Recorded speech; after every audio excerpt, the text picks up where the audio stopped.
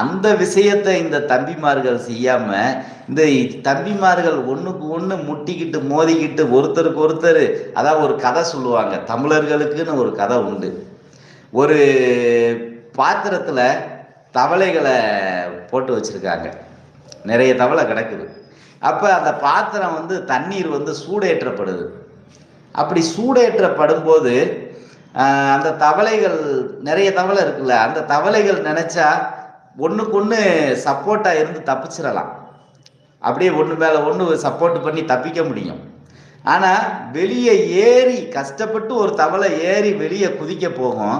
அப்ப இன்னொரு தவளை என்ன செய்யும்? அது காலை பிடிச்சு உள்ள இழுத்து விட்டுரும். அது ஏறி தப்பிக்கிறதுக்கு அதால எக்கி பிடிக்க முடியல. ஆனா அந்த தவளை பிடிச்சு மேல போக போகுது.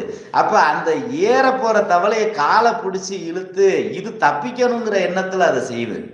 அப்படி எது சரி எது தவறு அப்படிங்கனே தெரியாம கடைசியில பாத்தீங்கன்னா எல்லா தவளைகளும் அந்த வெப்பம், நீர் சூடு ஏற ஏற தன் உடலோட வெப்பநிலையை அது மாத்திக்கிட்டே வருமா.